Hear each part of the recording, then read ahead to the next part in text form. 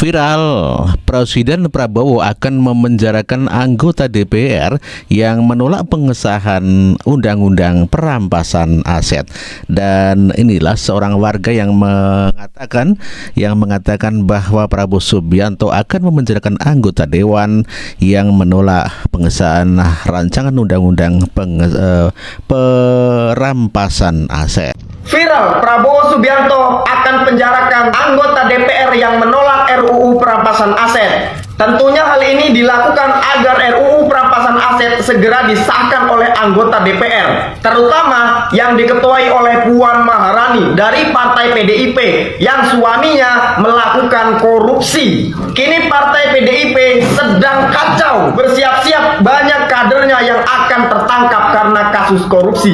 Siap-siap para anggota DPR yang menolak RUU Perampasan Aset, kalian akan dipenjara. Nah, apa pendapat kalian? Apakah kalian setuju atau tidak? Silahkan komen di bawah. Sebagaimana kita ketahui, tekad Prabowo Subianto akan mengejar koruptor dimanapun berada, dan Prabowo mengatakan tidak takut akan menangkap para koruptor itu. Dan inilah pernyataan Prabowo Subianto saat dia orasi, dan kita dengarkan saja. Hei maling-maling, hei koruptor-koruptor, Prabowo tidak pernah akan gentar menghadapi kalian. Hai kaum munafikun, hai antek-antek asing, Prabowo Gibran bersama rakyat Indonesia. Hei. Ya, pada saat pidato di depan anggota DPR, Prabowo Subianto juga sudah menegaskan akan memberantas korupsi. Dan coba kita dengarkan pernyataan Prabowo Subianto.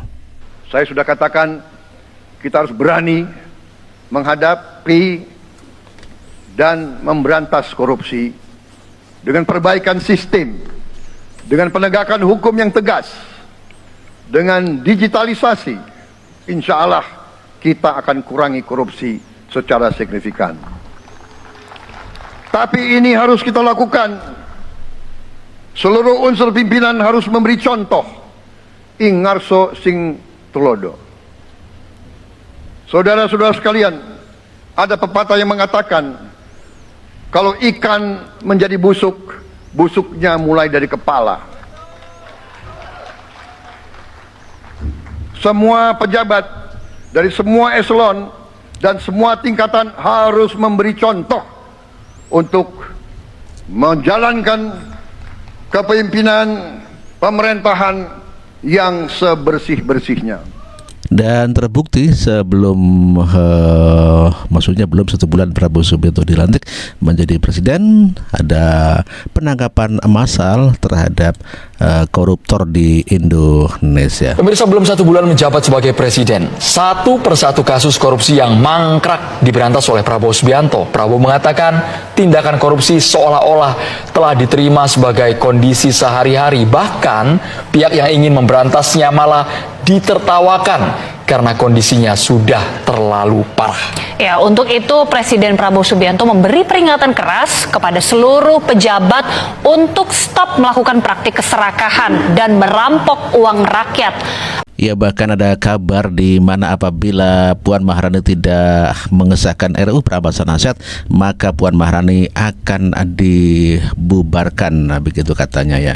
Kita dengarkan kabar dari DPR resmi dibubarkan jika Puan Maharani tidak sahkan Undang-Undang Perampasan Aset, tidak berguna dan bermanfaat untuk negara. Kamu wajib tahu, KPK mulai berani ingatkan DPR untuk segera sahkan Undang-Undang Perampasan Aset di tahun ini. Jika Ketua DPR Puan Maharani tidak ada keberanian untuk sahkan undang-undang tersebut, berarti DPR tidak ada gunanya untuk negara. Banyak warganet yang mengatakan jika lebih baik DPR dibubarkan saja. Benarkah demikian?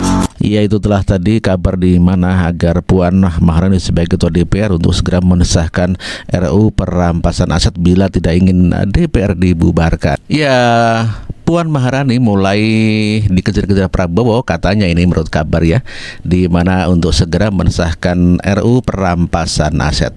Coba kita dengarkan kabarnya. Sosok Puan Maharani mulai dikejar-kejar Prabowo terkait undang-undang perampasan aset, kirim BIN dan Kejagung untuk kejar koruptor hingga ujung dunia. Wajib tahu Puan Maharani kini dikejar-kejar oleh Presiden Prabowo Subianto untuk segera mengesahkan dan menandatangani undang-undang perampasan aset. Undang-undang perampasan aset yang memiskinkan para koruptor ini memang selalu ditunda-tunda untuk ditandatangani oleh Ketua DPR yaitu Puan Maharani. Tidak adanya kejelasan dan kemajuan tentang undang-undang perampasan aset ini, Prabowo kirim BIN dan Kejagung untuk mengejar koruptor sampai ujung dunia.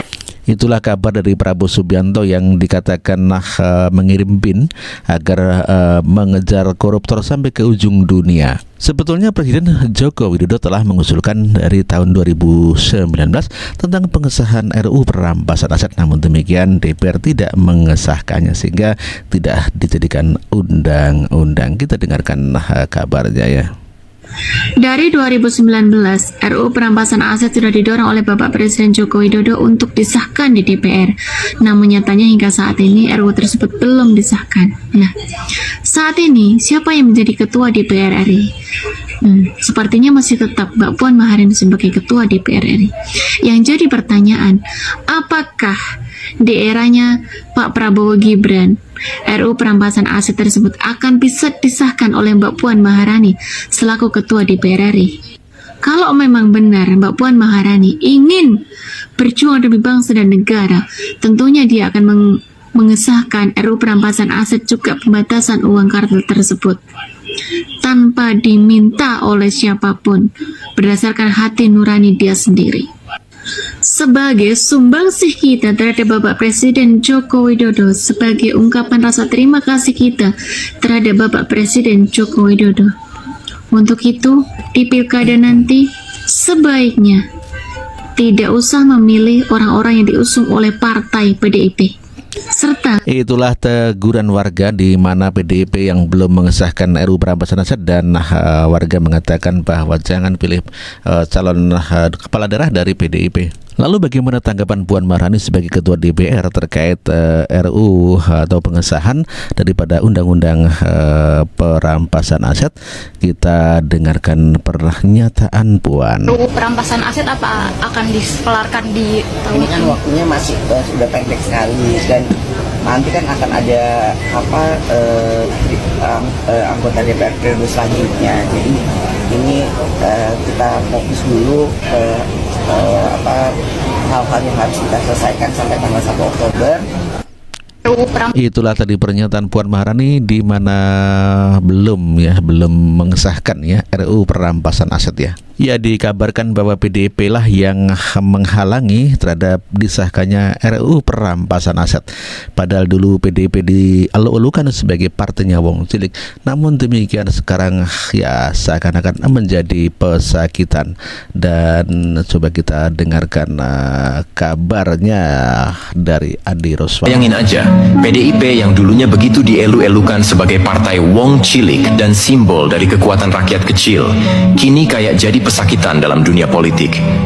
Dulu, sebutan Partai Banteng ini punya kesan kuat dan tak tergoyahkan. Tapi sekarang, ya, seperti banteng tanpa tanduk, bikin geram rakyat. Setiap hari, kasus-kasus korupsi dari kader PDIP muncul kayak jamur di musim hujan. Ya, itulah tadi gambaran mengenai PDIP yang dulu sangat dicintai rakyat dikarenakan merasa sebagai Wong Cilik. Namun demikian sekarang sudah ditinggalkan rakyat. Menteri Pertanian Amran Sulaiman langsung mengejar para pejabat yang korupsi untuk dipecat dan dipenjarakan. Di bawah komando Prabowo Subianto begitu sangat gercep ya, gerak cepat ya. Ketika Mentan Amran tahu pejabat ada yang korupsi, dipecat, dipenjarakan, kejar. Besok kami koordinasi, kami ke PMJ lagi untuk dalam itu Pak. Kerak kencang cepat, nggak boleh. Ya, Pak Sekjen, nonaktif sementara diperiksa dan berikut pemecatan. Kok bisa begini Pak Irjen? Bu Sesdi, kenapa saya ambil orang luar? Saya backup ini. Kenapa mana Irjen Inspektor angkat tangan? Kenapa nggak bisa tangkap itu? Kenapa nggak bisa tangkap? Kok saya tangkap dulu 5 tahun saya tangkap semua. Yang mengaku kebenaran saya tangkap kan? Yang dirjen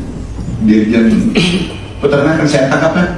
Peternakan yang dulu ngambil uang, semua yang kasus di sini. Kemudian yang KPK dulu dia lacak tuh masalah pangan, iya kan? Masa menterinya yang bekerja kayak gini? Luar biasa ya, luar biasa tingkat daripada Menteri Pertanian Amran Sulaiman yang menanggap pejabatnya di lingkungan kementerian.